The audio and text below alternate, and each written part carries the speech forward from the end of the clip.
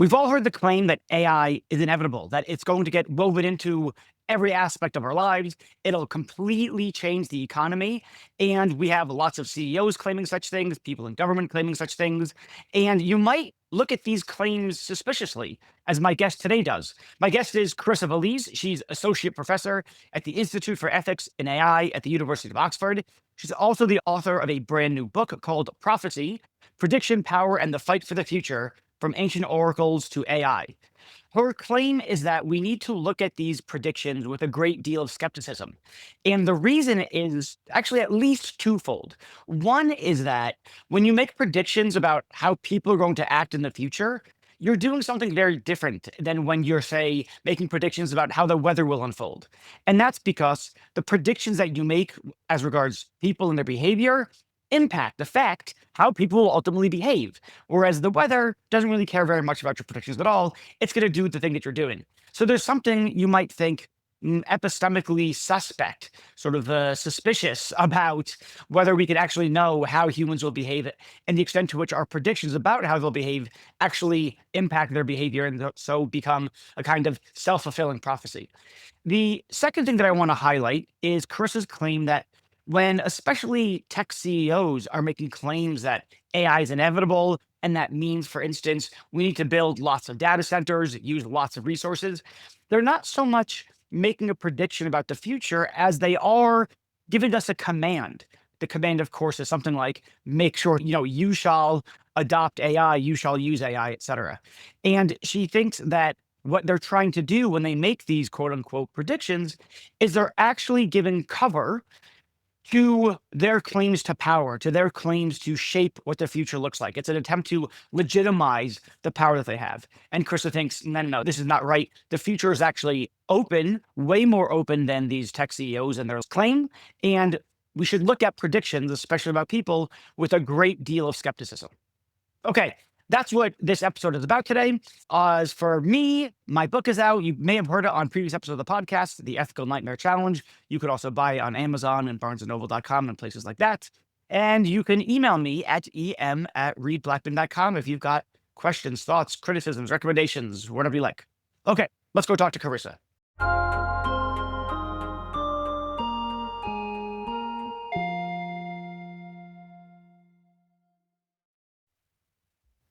So, Carissa, typically, I think we think that when we're trying to predict something, we're trying to predict the future, we're trying to acquire a piece of knowledge or something along those lines. We're trying to know something about the future. And what's allegedly so powerful at AI is that it's good at predicting things, and at least you might think that it's good for predicting stuff. And so AI could give us insight into what the future is going to look like. It's a way of acquiring knowledge. And I take it you think that's totally, I don't know, not true, backwards. It's an illusion or something along those lines. Do I have that right? Yes, that's very naive. And in some cases, it's true, admittedly. So, for example, we might want to know whether it's going to rain tomorrow or not for all kinds of reasons having to do with agriculture or just going out for a good time. And we can figure out whether it's going to rain based on a lot of data that we have. And AI is good at that kind of thing. But one fundamental distinction that we typically don't make is the difference between making a prediction about a thing and making a prediction about a human being or a group of human beings. And the difference is that things don't have a say in their future. Whether you predict that it's going to rain or not doesn't make a difference as to whether it will actually rain. The clouds couldn't care less and don't have a way of avoiding rain if rain is coming. Whereas if I predict that my student is going to fail and I act in accordance with that prediction, that might have a huge... Yeah. If I tell them, I think you're going to fail your exam, or I tell them, I think you're going to do great, and that has an effect. And even if you don't tell them, even if it's in your head, it's going to affect how you treat them, presumably. Exactly. Predictions change our expectations about human beings. And when we predict what other people are going to do as if they were the weather, we're treating them as things and not as human beings. And furthermore, it's not a scientific endeavor. And Karl Popper, the philosopher of science, made this point a long time ago, that in order to predict the future of humanity, you would need to predict science. And the one limit of science is that it cannot predict itself. Because if it could, we would already know what we don't know. And that is a contradiction in terms. So for purely logical reasons, we cannot predict the future of humanity. So is this a way of saying, one question I suppose I have is something like, can you layer in some context about when we use AI to make predictions about people, or give some examples of that? Yeah. And then is the idea, AI is just not good at this stuff, so we should just stop doing it? Is that the sort of upshot? Not really. It's a bit more nuanced. But first, Yeah. let's go with how we're using AI and how we're using Yeah. tech in general. And that includes the social aspect of tech.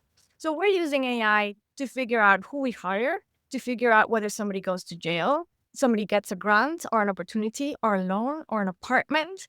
We are using prediction to figure out who should match on a dating app.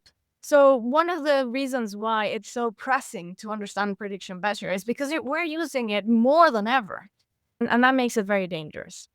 And it's not that AI is not good at it. Sometimes it is, but it's good for the wrong reasons. So for example, Yeah. I have met someone who, when they apply for a job the normal way, get desk rejected by the AI every time. And they don't know what it is about their CV that makes them an outlier.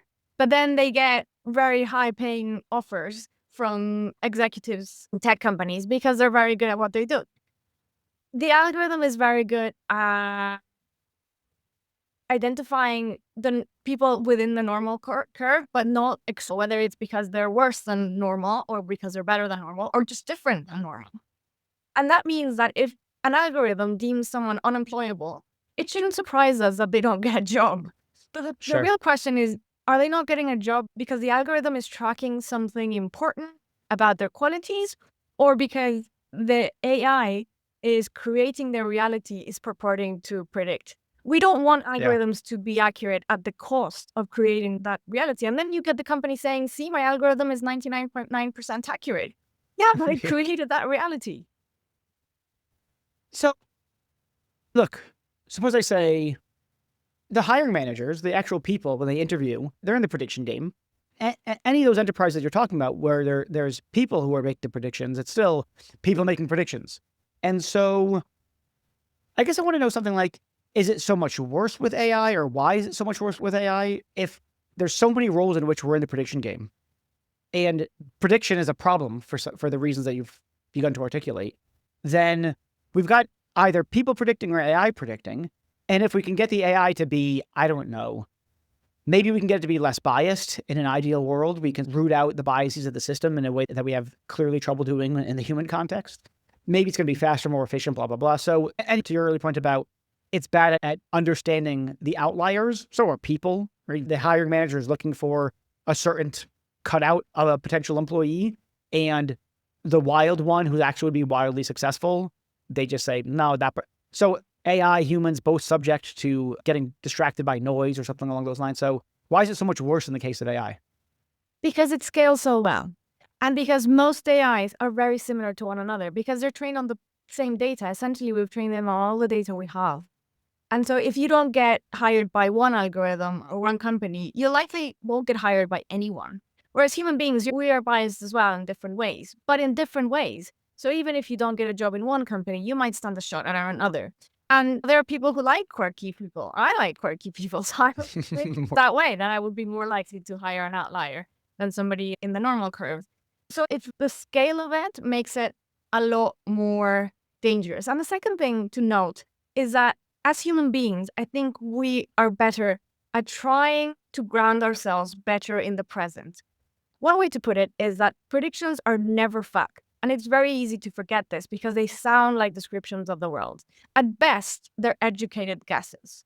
And what that means is that we should try to give a job to someone who has already proven that they've done a great job. Of course, there's an implicit projection that if they've done great work in the past, they will do great work in the future.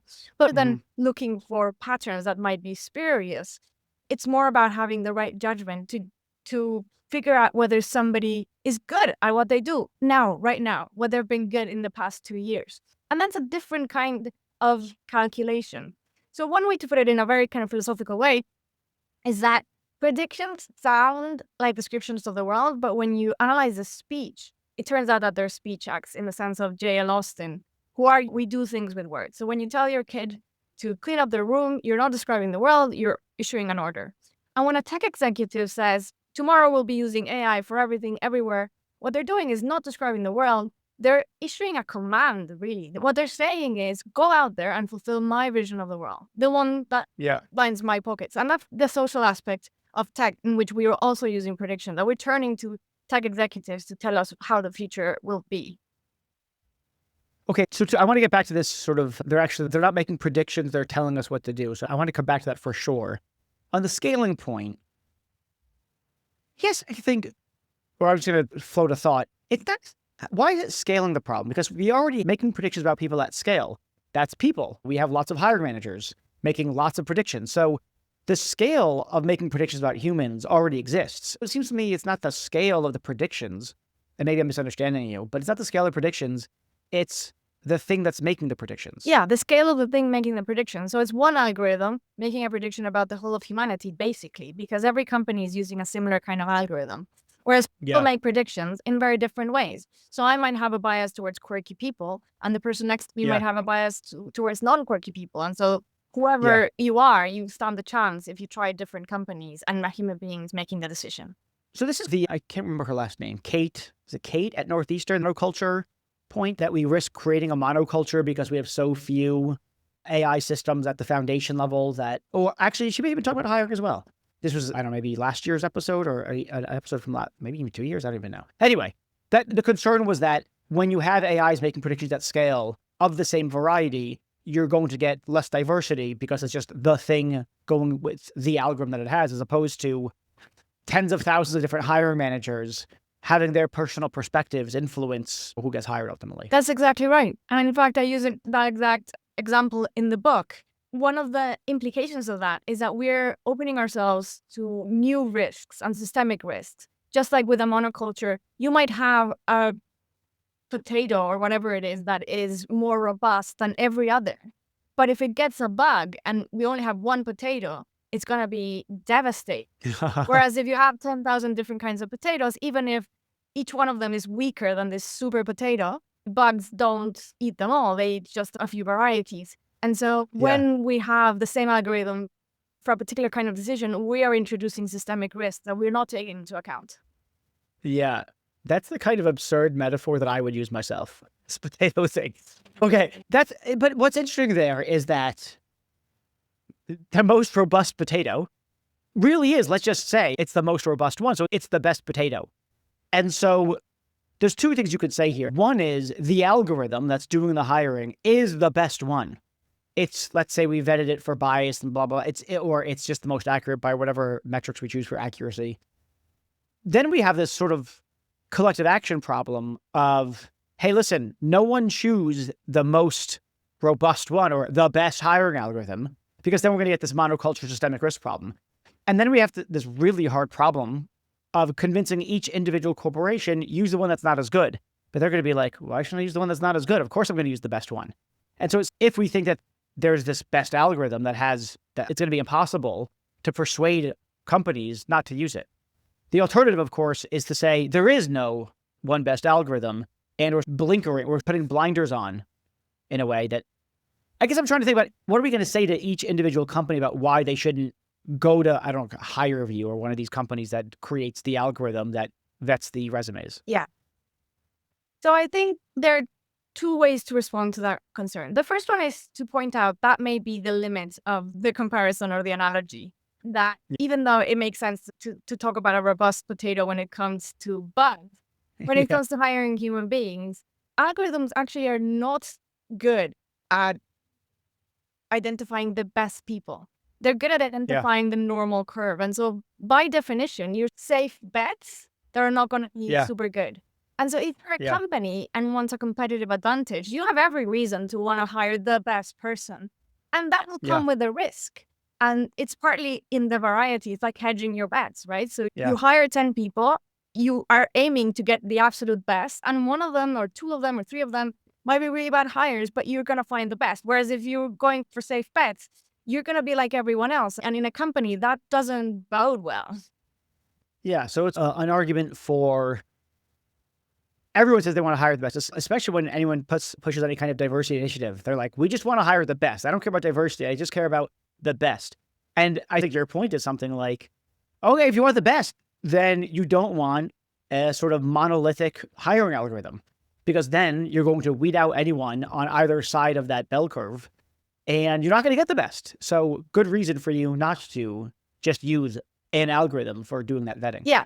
And the second way to answer it is, even if the analogy did hold, which I think it doesn't, but even if it did, then you want a company to be very robust. Sure, in the short term, it might seem like you are less safe than your competitors, but the moment that bug kicks in, you're the one who will be standing at the end of that.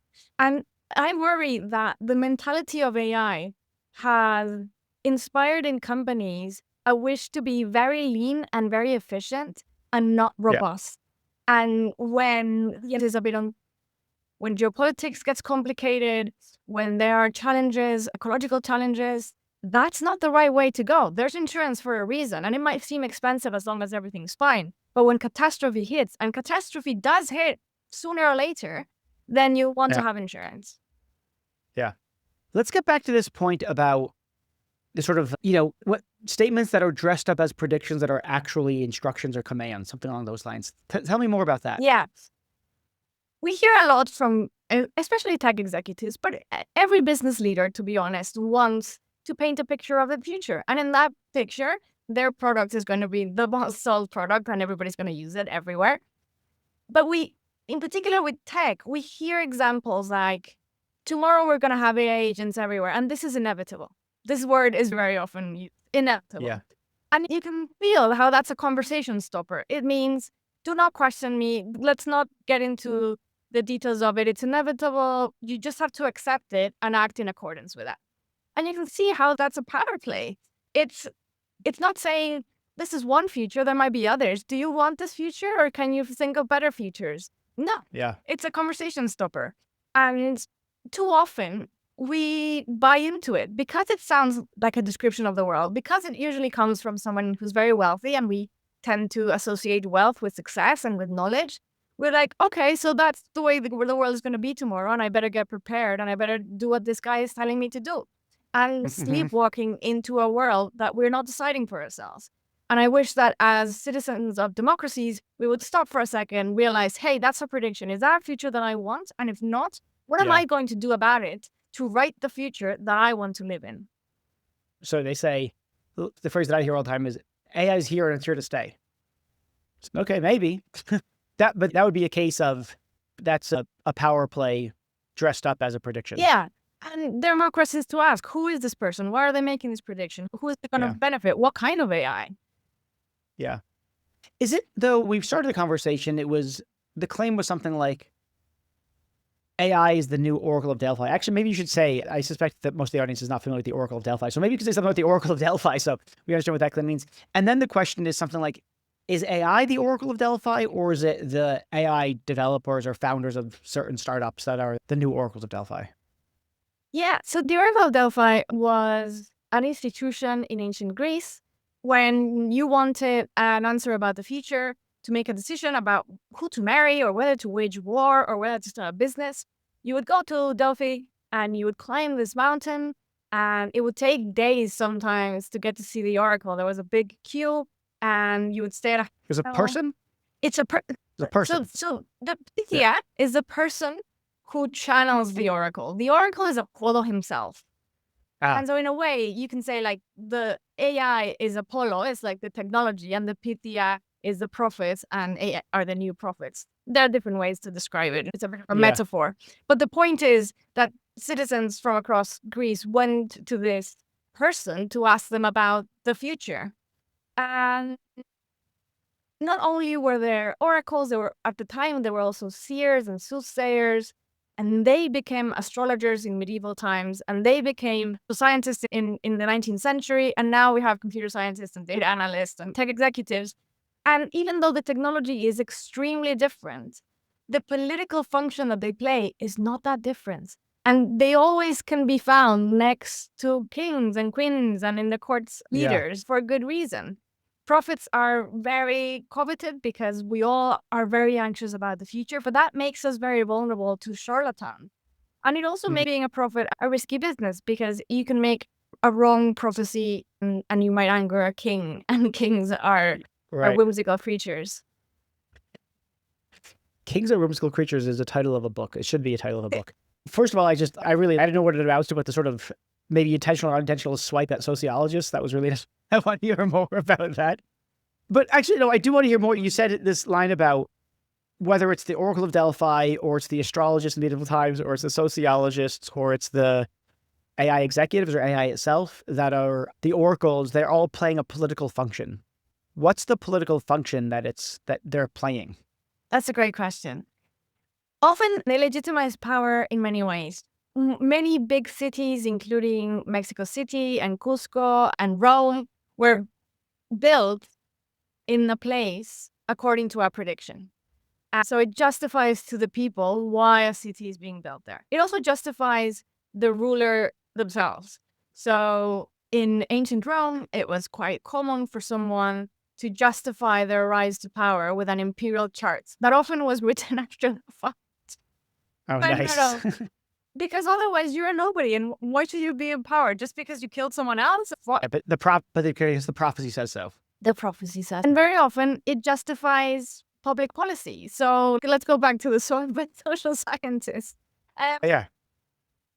There was a very interesting transition between qualitative prophecy and quantitative ones that were based on numbers. And astrology was a bit of a bridge between the two, because astrology was quite a technical discipline.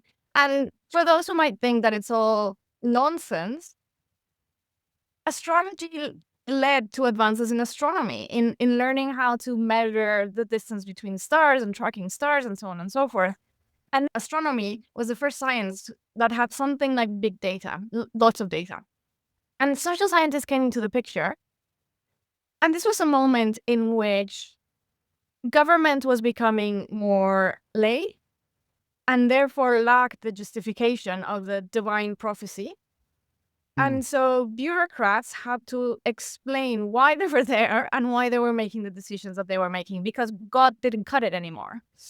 And essentially, in a society that's becoming so big that you don't have trust between people anymore, that you, for example, do commercial deals with people you've never met before, you need numbers as a kind of mediator between people. So if we can measure how much grain I am selling you and you can give me a precise number in money for it, then I don't have to trust you as much as I would if we were thousands of years before.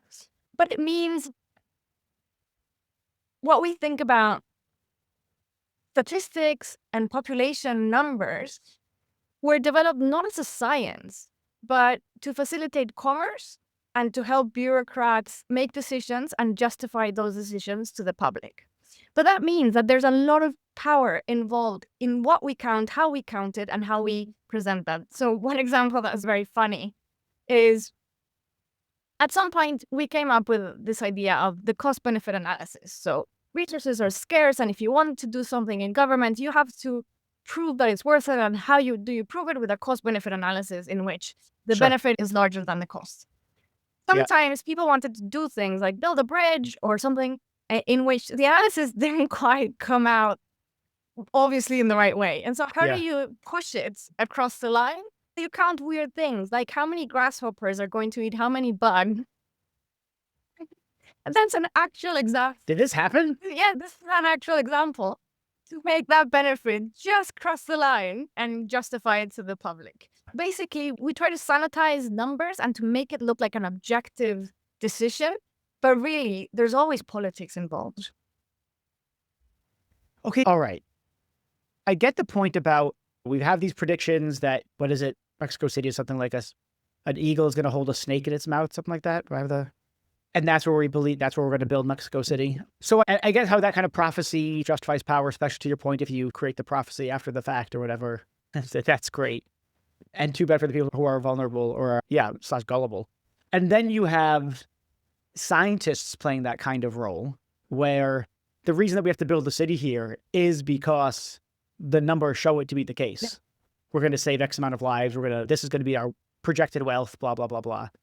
And so one thing you can say is that numbers are highly manipulatable, or statistics are very easy to manipulate. You can't just trust blind statistics because there's all sorts of ways of carving things up such that you get the numbers that you want, which is why, by the way, I don't understand why anyone trusts reports put out by big consulting firms with stats. These are made up, right? Well, how does anyone cite these things? This is obviously nonsense. Okay, put that gripe to the side.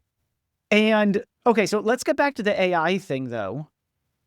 Okay, and sorry. And so the point is something like the political function these things are playing is just to justify existing power, something along those lines. Yeah.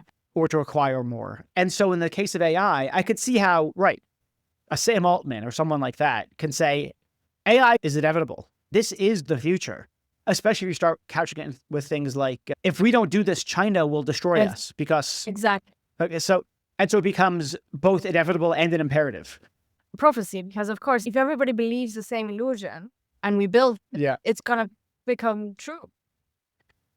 And okay, so two broad questions. One, I could imagine someone saying something like, yeah, look, of course numbers can be manipulated, but what do you want us to do? Surely what we should do in moving towards the future, whatever we do, is we should get some kind of semblance of what that future might look like and make moves based on that.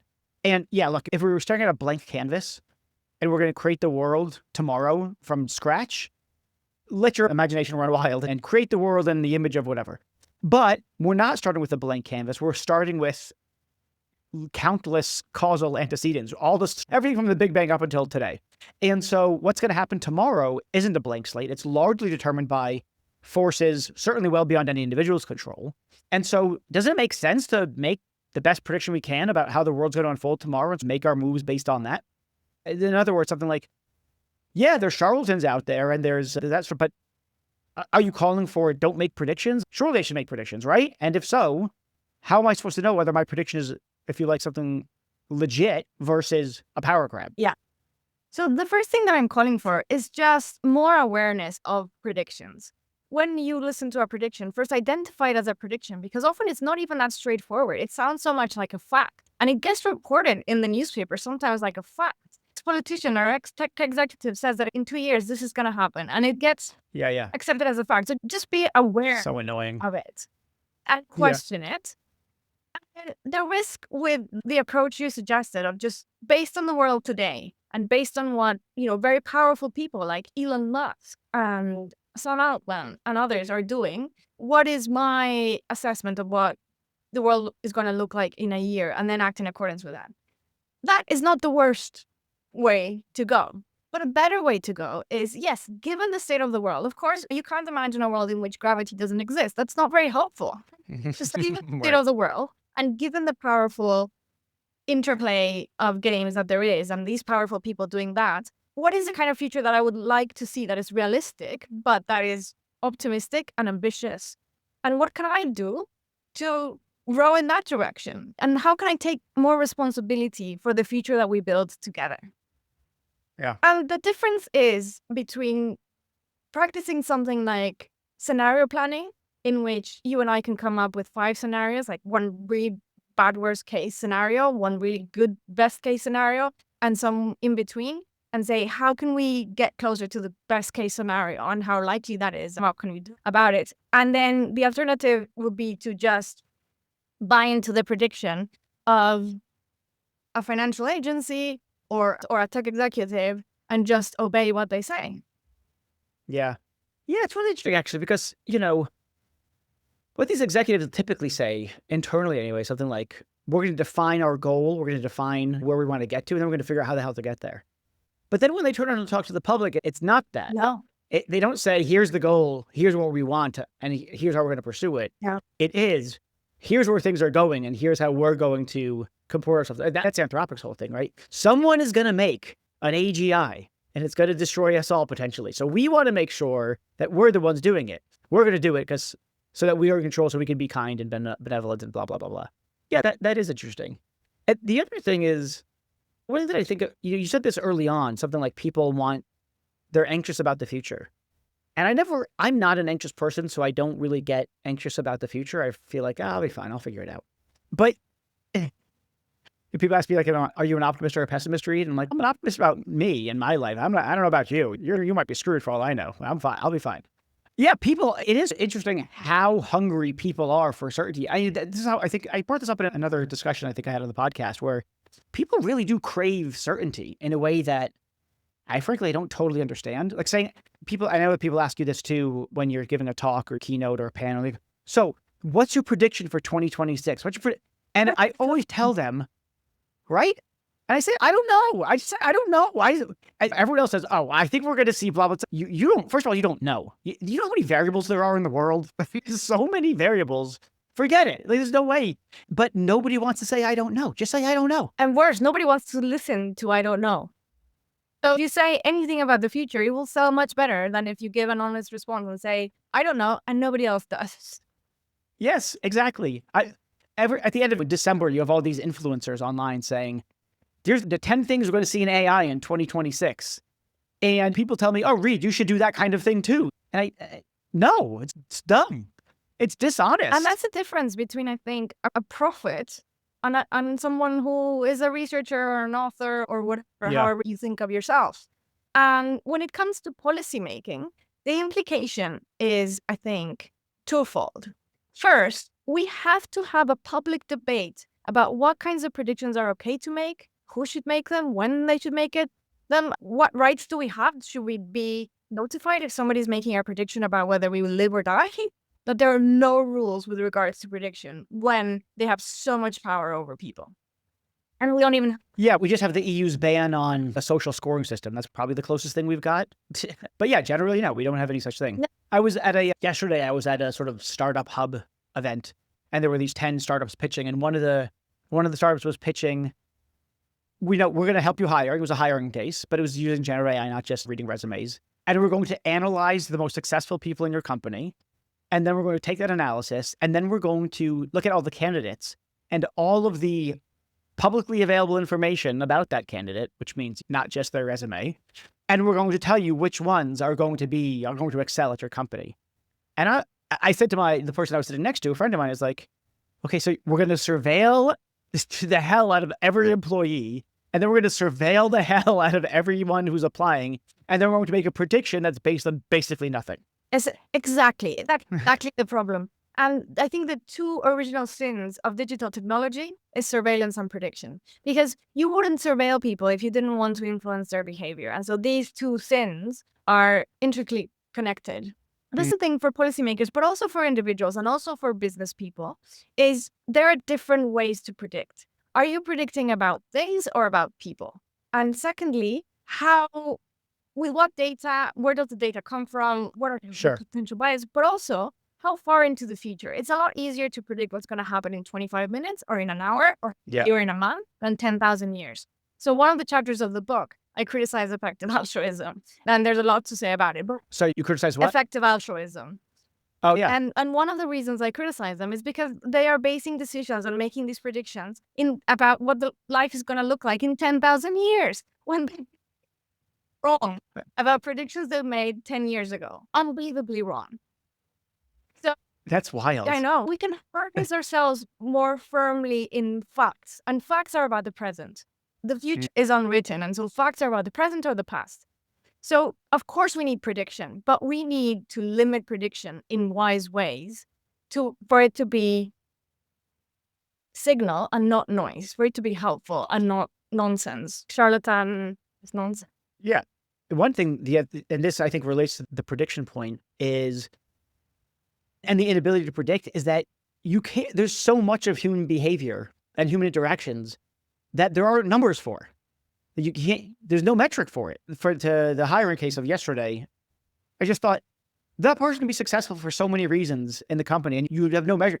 Maybe they're just great at schmoozing, or maybe they're great at reading a room, and maybe they could be legitimately smart and talented and all that, but they've got these other soft skills or something like that, social skills that you don't have measurements for. And so when you say, oh, here's why they're successful, no, you've got such a tiny part of the picture. If you knew they play baseball, and it turns out that lots of other people play baseball there, whatever, softball companies, and they do a lot of networking there, and they make connections, and so the predictions are bound to be completely impoverished. Yeah. And another point about the unpredictability of the world is that the most important events are the most unpredictable. So it's very easy to see the road is straight, but it's the curves that will really land you in hot water. And those are the hard ones or impossible ones to predict. So would I want to predicted the COVID pandemic? No, you can't predict that a pandemic is likely to occur sooner or later. And so what I suggest in the book is that we should focus on preparation rather than prediction. Here's another example. When a flight takes off, there isn't a team of engineers trying to figure out whether a goose is going to impact the plane and react in consequence. No, build the plane such that it can withstand that kind of impact, because you know that sooner or later it's going to happen. And you shouldn't waste time trying to predict when it's going to happen. You should use time in building a robust airplane. And that's the way we should think about the future. We have to prepare, of course, and that involves some amount of prediction, of some idea of what can go wrong. But it's not trying to figure out what the future looks like. It's trying to be as agile and as robust as possible to withstand great changes. So here's, I don't know what kind of question this is exactly. Maybe it's like a methodological question or something along those lines. On the one hand, I hear you saying something like, let's define the future that we want and let's go after it. Something along those lines. But on the other hand, when we talk about AI and predictions and surveillance, you then start talking about rules that we have. Like, we should have a rule about what you can predict and what you can't predict. And I guess I want to hear about where do the rules come from? Or something? Do you have some sort of vision of the future that you first establish, and then you think this kind of surveillance or making these kinds of predictions is incompatible with that vision? Or is it less because it doesn't get us to that envisioned future that you want, but it's some other thing that's drawing you to the conclusion that we shouldn't make these kinds of predictions? Does that make sense? That's a really good question. I think it would be a process close to reflective equilibrium kind of thing, in which, yes, we have some principles. For example, let's avoid unnecessary harm. So we should avoid predictions. We should avoid people betting on whether a particular individual is going to die soon, because that is likely to create a murder. As you have human rights, and there will be certain rules that have to comply with human rights. And yes, there are others that we try to figure out what kind of future do we want to build and how do we get there. And one of the things that I would like to see more in society is to structure things in a way that allows individuals to defy the odds. And I think at the base, this is the idea of equality of opportunity. That it doesn't matter in theory whether you are born very poor or very rich in one neighborhood or another. If you have equality of opportunity, you stand a chance. Even when other things being equal, your opportunities would have been a lot worse. And what I'm seeing is exactly the opposite, that AI is making so many predictions about people, including very young people, that we're essentially just closing doors before people are even trying to defy the odds. And we want a society that's the opposite, not only because it might be the right thing for those individuals, but even just for selfish reasons. We want talent to come up with solutions to our problems. And if we're putting barriers on those people and not allowing them to defy their odds, then not only are we shackling their feet, but we're shackling our own feet. So really, there's a way in which you're making the Gattaca point. You've seen the movie Gattaca, remember? Yeah, so it's a great movie. Underrated, I feel like. It should be more watched. You know what? I haven't seen it probably in a decade. I'm going to go watch it. Yeah, the point being something like you make a prediction about what this person can do, and then their career prospects, their social prospects are thereby limited. And that's what AI prediction is meant to do. Yes. And this is not a new point. It's not only in that film, but one of the things that I really noticed is I've gone to revisit the writings of philosophers around the Second World War, and in particular, Hannah Arendt and Karl Popper. Both of them are really clear about this point about prediction and how the overuse of prediction in its extreme leads to authoritarianism. And so Hannah Arendt has a couple of points that I find very insightful. One of them is just an analysis of how Nazis used prediction to justify what they were doing, and justify it as in they were only fulfilling the prophecy that, of course, they had made. And the second point she makes is it doesn't make any sense to argue with a prophet that is predicting the death of their victim. It doesn't make any sense to have that argument. The only appropriate response is to rescue the person whose death is being predicted. Okay. So if the two original sins of AI are surveillance and prediction. Is that the name of a chapter? That should be the name of a chapter or something like that. You know, the chapter. Is it really? Great. Perfect. That's good. You did the right thing. Are there key things that you think about in terms of what the opposite is? What we should be striving for? One thing that you could say is, I have no idea whether AI is the future, whether AI will continue to get developed, whatever. But suppose plausibly AI will continue to be developed and be integrated in various ways. Are there, aside from the reflective equilibrium stuff, violation of human rights, et cetera, is there anything that sort of feel like positively guides? Is there a North Star that you guide? I guess maybe you said it, which was something like the North Star should be something like increasing or optimizing for people beating the odds. Yeah. And one way to describe that, I don't know if it's the same thing or just very related, is to enhance people's autonomy. And we see this in medical ethics. The development of medical ethics essentially goes from vague desire not to harm patients, but very paternalistic, and in which the duty of the patient was to obey the doctor, to respect the patient's autonomy. And the duty of the doctor is to inform the patient and allow them to make decisions. And right now, we have no autonomy when it comes to AI. So when I talk with my smartphone, AI is modifying that image, and I don't have a way to turn it off. And now some companies are wanting to develop agents that are going to have access to every application, to all your data, all your phone, all your... That doesn't enhance your autonomy. I would express, I don't know, during a lot of these conversations, I find the misanthrope in me come out. I'm on board. I love autonomy. Don't tell me what to do. Let me do my own thing. I'm fearful that lots of people don't really care about autonomy. Not really. That it's the same kind of thing that's driving that desire for certainty that leads them to go to soothsayers in the first place. They just want to know what to do. They just want to be told, just tell me the thing to do. Because if no one tells me what to do, I've got to figure it out by myself. And now we get into the sort of existential dread of responsibility and freedom. I don't want that. This is not me speaking, but I think most people implicitly are like, I don't want that. Just tell me what the future is, because I want to know what to do, because otherwise I'm going to be really anxious about choosing the wrong thing. And you and others, yes, for sure, think, let's make a world of autonomous people. And I don't know. I think it's a hell of a battle, because even though people pay autonomy a lot of lip service, and yes, of course, there are concrete circumstances where they definitely want autonomy, like bodily autonomy. Don't shove that feeding tube down my throat if I say no.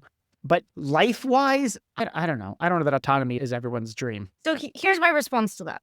I think most people want bodily autonomy. That is kind of very... Yeah, for sure. And one way to put it is, if you want bodily autonomy, you better have this other kind of autonomy. Because if not, at the end, you won't have bodily autonomy when you look at an extreme situation of authoritarianism. But another way to look at it is to inspire joy in uncertainty. So my message to the kind of person who is very anxious about the future is, when you feel that anxiety, and I feel it too, instead of interpreting as a bad thing, rejoice that it's a good thing, because it means that you can intervene in your future. If you knew exactly what the world would be like tomorrow, it means that you would be living in a police state. And even though you are afraid of making the wrong choice, the price to pay for getting a script from a prophet is that you don't get to write your own life. And the good life is about writing your own life, even when you make mistakes. And one metaphor that I use is ancient Greece was absolutely obsessed with divination, and just tends to grow next to poison ivy and tends to be the antidote to it. Ancient Greece also gave us the antidote of philosophy. Philosophers like Plato and Aristotle and Socrates are born from this context of myth and divination as the voice of reason. And so in a sense, we have to go back to that kind of reaction to divination and to ground us back and then ask, what is a good life? And a good life is about being the author of your own life. That is a tremendous note to end it on. I'm totally on board. People should be the authors of their life, and hopefully they'll want to become that. I was going to say, before we close out, the book, Prophecy, Prediction, Power, and the Fight for the Future, From Ancient Oracles to AI. It's out. If you're listening to this podcast, it's available right now. I assume everywhere. Yes, everywhere? Everywhere. It's everywhere. All right, Carissa, thank you so much for coming on. This has been great. Thank you so much, Reed. Pleasure. Thanks everyone for listening. I hope you enjoyed the episode, and I want to thank a few people who make this all possible. Delano Alexander, he's my producer. He does such an amazing job on everything that he touches. Garrett Lang is the sound engineer. That's honestly, he's too good for me. Athmia Jairam has joined us recently. He's helping us find the best guests to bring onto this podcast. And Ashley Wassilenko helps us organize all this, get people on the schedule, get people's bios, headshots, and really keeps the train on the track. So thanks, guys. Really appreciate all the hard work you do.